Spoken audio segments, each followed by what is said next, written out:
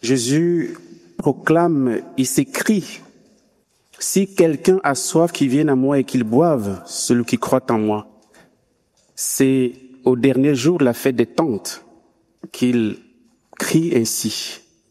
Nous sommes au dernier jour de notre pèlerinage et c'est bien d'entendre cette parole, ces cris du Seigneur. Aujourd'hui, en lui rendant grâce de ce que nous avons vécu, mais en même temps en le prenant au mot. Si quelqu'un a soif, qu'il vienne à moi et qu'il boive, celui qui croit en moi. Si nous sommes ici, Dieu merci, c'est parce que nous croyons en Jésus. Ça, c'est la bonne nouvelle. Le pèlerinage, c'est une démarche dynamique, une démarche vers un but. Tout pèlerinage chrétien, religieux en général, a un sens, a une finalité. Et on peut se demander, mais pourquoi je fais un pèlerinage comme celui-ci? Pourquoi nous sommes ici? Certainement, nous venons avec beaucoup de projets, beaucoup d'intentions, beaucoup de demandes. Et nous disons, en faisant cette démarche, nous allons obtenir ce que nous avons, comme intention, comme projet, comme demande. Mais je voudrais vous dire ce qui est la finalité d'un pèlerinage. Et je vais illustrer cela en évoquant ce que je considère comme le premier pèlerinage de l'histoire, le premier pèlerinage chrétien de l'histoire. Il s'agit de ce que nous méditons dans le 5e mystère joyeux, le recouvrement de Jésus au temple. Au début de cet épisode de l'Évangile, il est dit, lorsque Jésus eut 12 ans, il montait à Jérusalem avec ses parents, comme d'habitude, comme chaque année, pour le pèlerinage. Et Jésus va s'arranger à faire une fugue volontaire. Il va rester à Jérusalem sans signaler à ses parents au moment où il fallait rentrer. Les parents, à la maison, à Nazareth, découvrent qu'il n'est pas là. Il n'est pas rentré avec ses amis, il n'est pas rentré avec la parenté, il n'est pas là. Alors, commence une course-poursuite. Bon, pas une course-poursuite, une course-recherche. Voilà. Les parents, donc Marie et Joseph, sont obligés de faire marche arrière, de retourner en cherchant Jésus. Et au bout de 3 jours, enfin, ils le retrouvent au temple. Et la Vierge Marie de prendre la parole et dit à son fils, mais mon enfant, pourquoi tu nous as fait ça? Vois comment ton père et moi te cherchons tout angoissés. Et Jésus s'étonne de leur angoisse. Pourquoi me cherchez-vous? Ne saviez-vous pas que je dois être aux affaires de mon Père? En fait, cette fugue volontaire du Christ était prévue, était préméditée. Jésus voulait que ses parents soient les premiers à expérimenter le véritable pèlerinage. On fait des pèlerinages, comme vous et moi, souvent comme par habitude. Chaque année, j'ai mon rendez-vous à Lourdes. Voilà, j'y vais. Je dois respecter mon rendez-vous annuel avec la Vierge Marie à Lourdes. C'est bien. Mais est-ce que nous attendons quelque chose de nouveau? Est-ce que nous voulons découvrir, chaque fois que nous venons à Lourdes en pèlerinage, est-ce que nous attendons au surprise du Seigneur? C'est ce que Marie et Joseph ont expérimenté. Jésus les a obligés à faire un autre pèlerinage qu'ils n'avaient pas prévu. En remontant à Jérusalem à sa recherche. Et c'est ça le but d'un pèlerinage, frères et sœurs. C'est chercher Jésus. C'est aller à la rencontre de Jésus. Et quand on l'a trouvé, et c'est ce que disait un grand saint qui s'appelle Augustin, c'est pas notre Augustin d'ici, c'est celui saint dont je parle, c'est Augustin, qui disait, cherchez le Seigneur. Quand on l'a trouvé, cherchons-le encore. puisqu'on ne met pas la main sur le Seigneur. Non, il faut être dans une constante recherche du Seigneur, dans une constante soif du Seigneur. Et le pèlerinage doit servir à ça, frères et sœurs. Nous devons faire mémoire de ce premier pèlerinage de l'histoire de la chrétienté que Joseph et Marie ont vécu. Et quand ils ont trouvé Jésus, ils sont rentrés avec lui. Et je pense que leur regard sur Jésus, à partir de ce moment-là, avait changé. Et nous devons être dans une recherche constante d'une rencontre nouvelle et particulière avec Jésus. On ne doit pas s'habituer de Jésus. Ce n'est pas possible. On doit le chercher et quand on l'a trouvé, continuer à le chercher. Et donc, pour trouver Jésus, on a besoin d'aide. Et pas n'importe quelle aide. On a besoin d'une personne pour que Jésus soit véritablement le centre de notre vie et notre pèlerinage. C'est pourquoi je dis, si quelqu'un a soif, qu'il vienne à moi. Autrement dit, qu'il me cherche. Qu'il vienne vers moi. Et qu'est-ce que nous trouvons chez Jésus? Qu'est-ce que Jésus nous donne quand nous le trouvons?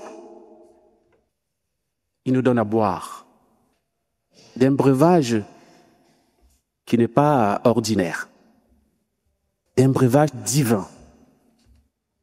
Si quelqu'un a soif, qu'il vienne à moi et qu'il boive celui qui croit en moi. Comme dit l'Écriture, de son cœur couleront des fleuves d'eau vive. Et ces fleuves d'eau vive, c'est le don du Saint-Esprit. Le Seigneur donne le Saint-Esprit. Jésus veut nous donner le Saint-Esprit. Parce que nous l'avons cherché et trouvé.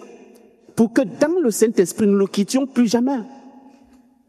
Pour que grandisse en nous de plus en plus le désir de Jésus.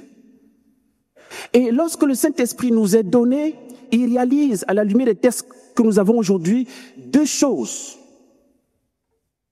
La première qui est fondamentale et qui restera première, c'est que le Saint-Esprit vient former Jésus en nous. Il vient nous configurer au Christ. Il vient nous Christo-former pour que nous devenions des autres Christ, c'est-à-dire des enfants bien-aimés du Père. Bien sûr, par adoption, par grâce, parce que celui qu'il est naturellement et éternellement, c'est Jésus-Christ, Jésus-Christ seul. Bien sûr, vous voulez le Verbe de Dieu. Mais le Saint-Esprit opère cette grâce en nous et nous donne de partager la vocation du Christ, d'être considéré fils bien-aimé ou fille bien-aimée du Père. Et c'est pourquoi c'est dans le Saint-Esprit que nous pouvons dire « Abba, Père ». Dans le Saint-Esprit, dans le Christ, nous pouvons le dire parce que nous le sommes vraiment. Ça, c'est la première chose qu'accomplit le Saint-Esprit dans nos vies, frères et sœurs. La deuxième chose qui va de soi, qui est liée à cette première grâce, la grâce de la filiation divine, c'est d'être nous aussi des messagers du Christ, ou bien des messagers comme le Christ l'a été. Et c'est la finale de la première lecture. Puisque nous sommes ses enfants, nous sommes aussi ses héritiers. Et quand on dit héritier du Christ, c'est pas seulement héritier au moment où il multiplie le pain, hein, où il transforme n'est-ce pas, de l'eau en vin. On est héritier du Christ dans tout ce qu'il a vécu. Et Saint Paul continue, héritier de Dieu, héritier avec le Christ, si du moins nous souffrons avec lui pour être avec lui dans la gloire. Frères et sœurs, c'est la mission. Quand nous avons reçu le Christ, nous ne pouvons pas étouffer la lumière que nous avons reçue. C'est pas possible. Ça veut dire que nous sommes hypocrites. La lumière qui brille en nous ne doit pas être mise sous n'est-ce pas, le boisseau. Non. Elle doit éclairer notre monde. Cette grâce de la filiation divine doit nous amener à être des témoins du Christ en actes et en parole. nous devons évangéliser. Et quand on commence, ou bien quand on vit véritablement en chrétien dans notre monde d'aujourd'hui, tu veux, tu ne veux pas, tu vas être persécuté. Tu n'as pas besoin de faire une commande, n'est-ce pas? Ça arrive. C'est ça, la communion aux souffrances du Christ.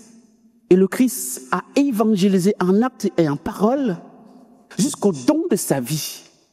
Nous aimons être avec le Christ dans la gloire, quand tout va bien. Voilà, quand on fait des grandes choses, quand les gens pensent que nous sommes bien, nous sommes ceci, nous sommes cela. Non. Avant la gloire, il y a l'épreuve. Avant le dimanche de Pâques, il y a le vendredi saint. Il faudrait que chacun prenne sa part. Au sortir d'ici, d'être témoin de ce Christ-là, dans tout son être, par toute sa vie. N'ayons pas peur, frères et sœurs. Nous sommes du bon côté. Nous avons le Tout-Puissant avec nous. N'ayons pas peur. On sera persécuté, bien sûr, évidemment. Nous ne sommes pas les premiers. Jésus nous a précédés sur ce chemin. Nous sommes avec lui. Et le Saint-Esprit est notre force intérieure pour nous donner des témoignages sans honte. Il ne s'agit pas de monter sur le toit de sa maison, de crier « Jésus vous aime ». Voyez? Il s'agit simplement de vivre en chrétien. Et l'entourage de votre vie va s'interroger, va se poser des questions, va être évangélisé par votre manière d'être et de vivre. Et s'il y a l'occasion, vous annoncez explicitement le Christ. C'est ce que le Seigneur attend de nous au retour d'ici, frères et sœurs. Et comme le Christ dit, si quelqu'un a soif, et ça veut dire que Jésus, nous nous souvenons que Jésus aussi a exprimé cette soif-là, au moins par 2 fois dans l'évangile de Jean. D'abord à la Samaritaine, dans Jean chapitre 4, et puis aussi à la croix.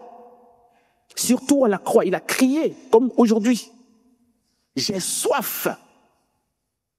Et il nous demande aujourd'hui aussi d'avoir soif. Si quelqu'un a soif, autrement dit, c'est quelqu'un a soif comme moi. Jésus a soif de quoi? Il a soif de mettre un feu sur la terre, d'allumer un feu sur la terre. C'est le feu du Saint-Esprit. Et si tu as donc soif, mais viens Jésus pour qu'il t'enflamme du feu du Saint-Esprit. Pour que tu sois comme un buisson ardent dans notre monde. C'est ça la finalité de la mission du Christ. Un grand saint qui nous est cher, Saint Séraphime de Sarov, un de nos saints patrons, le disait très bien. Il disait, le but de la vie chrétienne, c'est l'acquisition du Saint-Esprit. Et Saint Paul va reprendre un petit peu, n'est-ce pas, la même idée lorsqu'il dit, or vous n'êtes pas sous l'emprise de la chair, vous êtes sous l'emprise de l'Esprit, puisque l'Esprit de Dieu habite en vous. Nous sommes sous l'empire de l'Esprit Saint. Donc c'est l'Esprit Saint qui devait nous conduire, nous gouverner, nous orienter désormais pour que nous marchions sur le chemin du Christ. Donc demandons à Jésus, prenons-le au mot, parce que j'imagine que vous avez soif comme moi. Voilà. Et que nous sommes venus à cette Eucharistie assoiffés de ce que le Seigneur va nous donner. Le Saint-Esprit. Demandons cette eau vive. Implorons le Saint-Esprit qui vienne nous visiter maintenant dans cette Eucharistie.